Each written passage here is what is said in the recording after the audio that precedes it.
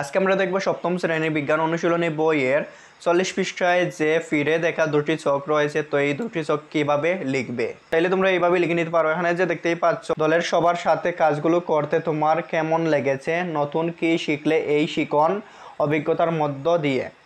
দলের সবার সাথে কাজগুলো করতে আমাদের অনেক ভালো লেগেছে।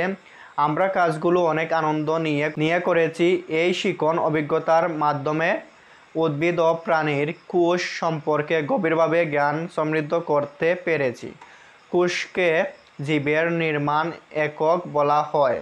উদ্ভিদ ও প্রাণী কোষের বিভিন্ন অঙ্গাণু কোষের পরিচিতি এবং অঙ্গাণুর বিভিন্ন কাজ ও গঠন সম্পর্কে জানতে পেরেছি। উদ্ভিদ ও প্রাণী কোষের সাদৃশ্য ও বৈসাদৃশ্য সম্পর্কে জানতে পেরেছি। জীবের স্বাভাবিক প্রজনন ও বৃদ্ধির জন্য স্বাভাবিক কোষ বিভাজনের গুরুত্ব এবং অস্বাভাবিক কোষ বিভাজনের পরিণতি সম্পর্কে জানতে পেরেছি। তো তোমরা চাইলে এটা এইভাবে লিখতে পারো, আর নিচের দিকের এইটা এইভাবে লিখতে পারো। এখানে যে দেখতেই পাচ্ছ, কোষের কোন বিষয়টি তোমার সবচেয়ে চমকপ্রদ লেগেছে। কোষের স্বাভাবিক কোষ বিভাজন বিষয়টি আমার কাছে অনেক চমকপ্রদ লেগেছে, কারণ জীবের স্বাভাবিক প্রজনন ও বৃদ্ধির জন্য স্বাভাবিক কোষ বিভাজন যে গুরুত্বপূর্ণ, এ বিষয়টি আমার অজানা ছিল। জননকোষে নির্দিষ্ট সংখ্যা ক্রোমোসোম থাকা দরকার।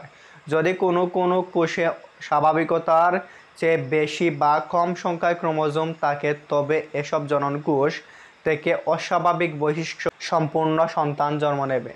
উপসর্গগুলোর মধ্যে কিছু সমস্যা রয়েছে, যেমন ভাষা প্রকাশের অসুবিধা, বসা হাঁটার সমস্যা এবং আচরণগত আবেগজনিত সমস্যা। কোষ বিভাজনের এসব তথ্য জানতে পেরে আমি খুবই চমকপ্রদ হয়েছি। তো তোমরা চাইলে এই দুটো চক এইভাবে লিখে নিতে পারো।